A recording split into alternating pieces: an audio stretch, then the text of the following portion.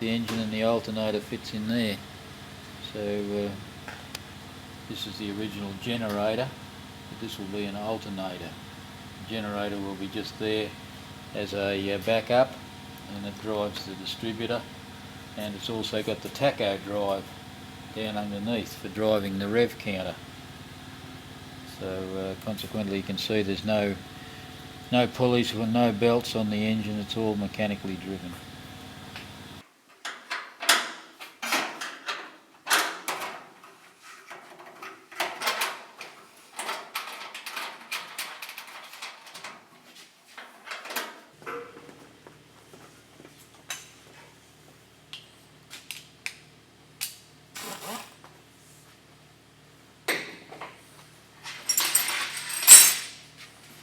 I got that gadget, you know, that thing we made. Will it do this, you reckon?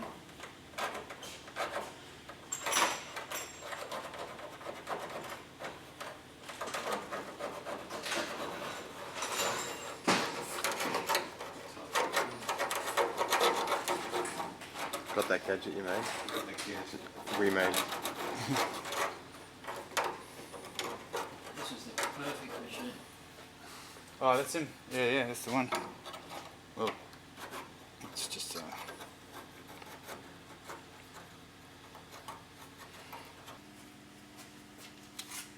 got to get this number plate bracket out of your way now, I think. yeah.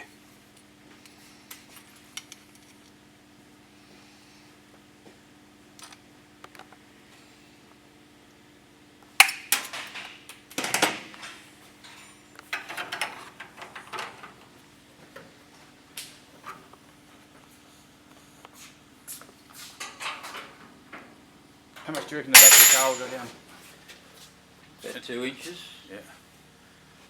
Which won't be much, then, will it? No, you'll hardly, but it won't hurt to have a little bit of tilt back on that. Yeah, I think it looks better than falling off. Yeah. We'll get you that level. I think there's one in here. Okay, in here you'll see 3 pedals obviously. Now this is the clutch pedal, it's not hooked up at the moment, but we're driving the clutch is getting a direct push. The pedal is hooked direct to the linkage inside the bell housing, so that'll be the clutch. This setup here is a very unique setup. This is something that they run in NASCARs and supercars. This is a biasing system where your front and brakes and your back brakes are connected to 2 separate cylinders, and they're controlled by this pedal, and it's on a pivot so that each one gets its own pressure. So if the front brakes require more pressure than the back, it might rock like that and move, but it gives an even pressure to make the brakes work. The accelerator is this one. Looks very similar to the brake pedal. Very smooth operation. It's actually got 31 different settings on the linkage itself. This will be hooked to a cable and pulls down like that, but a little bit hard to see, but in there is 31 different drillings to give you a precise amount of pull for what you want for your particular carburettor, or it's designed that if you want the thing to open quicker at the end, it'll open quicker at the end, or you can set it up so that it'll open quick for a start and then slow down. So it's adjustable, and it's not something that you see in too many hot rods, and most of the hot rods you see are built with automatics, and I figure I was born with 2 legs, and that's what one's for. One's for the clutch and one's for the accelerator. So if it hasn't got a gear stick, it worries me. Yeah. I'm just going to mark this one so I don't get mixed up. Just going to go, yeah, left hand side. We might as well mark the other one. Here it is. You can play with that while I start grinding it out, will I? Yeah, don't go past the line. We'll No. keep it on, yeah. So we want it nice and yeah. You getting there past that? I think so. Yeah, right. We should have traced it on the inside, shouldn't we? Oh, It's can't not be. easier, but Yeah. no, I'll get in there. You're getting there, yeah.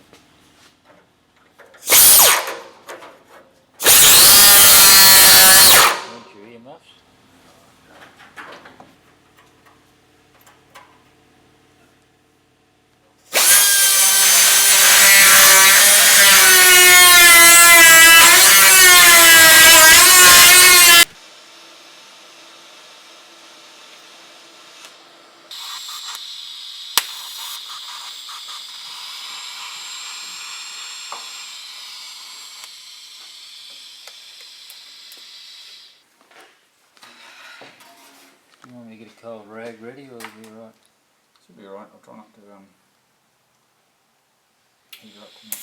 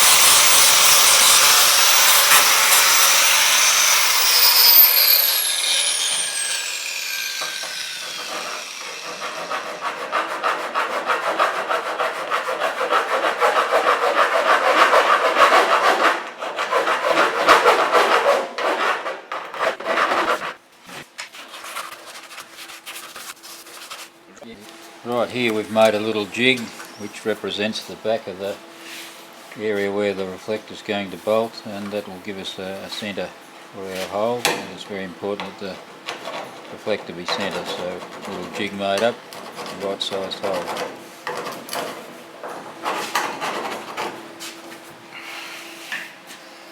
Let's see if that's about it.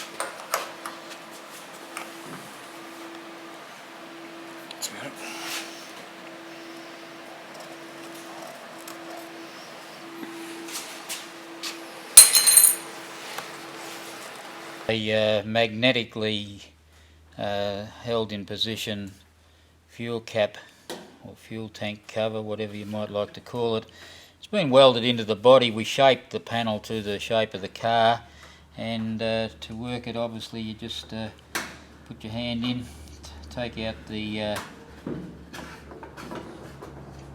lift up the flap, which is magnetic. Lift up the flap and put your nozzle into the cap that's hidden in under here. Nozzle goes in like a conventional car and shuts off, and we have a little overflow that if we get any spillage from fuel, it runs into a little pipe and exits under the back of the car. So it'll look sort of neat when it's all in position. Okay, everybody talks about that one-off part that they're searching for, and this year I went to the Bendigo swap meeting with the pure intention of trying to find some sort of a box or some sort of a cover that we could use as a fuse and box for the car. And while rummaging through some stuff there that a guy had, I found this one-off box here that is in really good condition. It was a little hand generator that was operated by the PMG guys when they were out on the job and they were checking lines. Absolutely beautifully built, and all tongue and grooved, all clean, not knocked about. So I'm going to mount that up under the dash because you won't get a better insulator from the metal than wood. So that's the one-off Bendigo special. I've also found a website where most of the reproduction parts are available for these Fiats, and I bought a brand new hubcap which is absolutely perfect, and that's going to be mounted in the middle of the back of the car where the original spare wheel used to be. We're making a metal cover that's going to be the shape of a wheel, and it's going to have louvers in it to let the cold air in because the radiators are in behind there, and that hubcap will be in the middle. So new parts are available in Switzerland. I often get asked about the wheels and tyres. They're certainly a mammoth set of tyres and wheels, and I was told about them that there was a set of quite wild looking Heli brands on the internet, and when I got my wife to check, unfortunately they'd already been sold. But after contacting the seller, who was good enough to put me in contact with the purchaser, we made contact with him, and I told him that I was looking for some wheels exactly like that, and that I had missed out. And he was in Dallas, Texas, but he said he wasn't prepared to box them or do any work like that. If I wanted them, I had to come and get them. So these tyres and wheels required a trip to the US, a flight to Dallas, Texas, the hiring of a truck to pick up the wheels and tyres and take them back to LA to put them on a boat. But they are brand new, original magnesium halobrands, multi-drilled to the Chev, Oldsmobile, Ford pattern, and I just had to have them. So that's how keen we were to get the wheels, and the wheels were the starting point of the whole project. Wheels and tyre combinations are most important. So once we had the differential, once we had the wheels, we were able to work out the widths of the differential and work out handbrakes and all the suspension. So probably the single most important part of the car is the wheel and tyre combination. As you can see, we've made the metal guards here to try and blend in. The wheels in these models were never quite exactly in the middle of the wheel arch, and so that that's not looking totally out of place, you can see how the guards have been made thicker.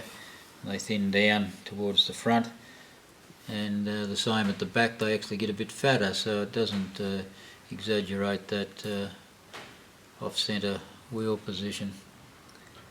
But when they're finished, the wheels will be fitted with a cover to cover those excessive amount of wheel holes, the stud holes, and there'll be an imitation knock-on spinner fitted, so stay tuned.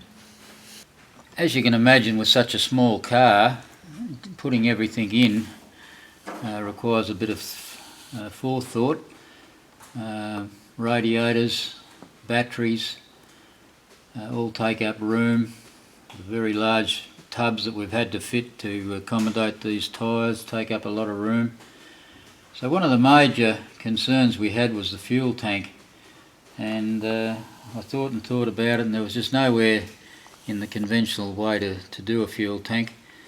So I got the bright idea of making the fuel tank underneath the car and incorporate it into the chassis itself. So none of the transmission is visible from under the car, because the fuel tank starts at the back of the flywheel and extends back to the tail shaft, fills in all around the chassis area, up into the gearbox tunnel. It extends, and actually sticking out of the gearbox tunnel is the neck that goes to the tank, and in the body up here on the top of the body is the fuel neck. We've got a flip up fuel cap welded into the body, and to get the fuel in, this is our back panel, which covers the back of the car, seals the radiators and fans off from the living compartment, so to speak. And we got this special fuel line, which is super expensive, $4.70 an inch, and this is designed to be able to be used inside with safety inside a car. You wouldn't use conventional rubber or the rubber that's in a standard car, because it's quite often they split. But this rubber will be clamped onto there and folded over and onto the pipe that's coming from the back of the car and through the back panel onto the into the passenger's compartment here. But it'll just be out of the way, and it won't look offensive, but people will be asking what the devil is that pipe running into the living room. One of the unique features of the fuel system will be the gauge. This is a mechanical gauge which reads from empty to full, of course, And that's, I've mounted that in the floor of the, that will actually be sitting in the floor of the car, and you'll be able to watch your money disappear. So that's it doesn't require an electric gauge. That's a fairly unique gauge, very neat, and not able to be used in every car, of course, because the fuel tank is not visible, but yeah, it is in this case. So another unique feature and something different. Okay, special fuel pipe, all reinforced, steel braided, fits onto the pipe extending up through the console, and that will be clamped firmly there, and it will be bent over and connected to the outside pipe, which is in turn operated by that flick up mechanism, which will blend into the body and hardly be seen. The back section of the car will be sealed with this panel.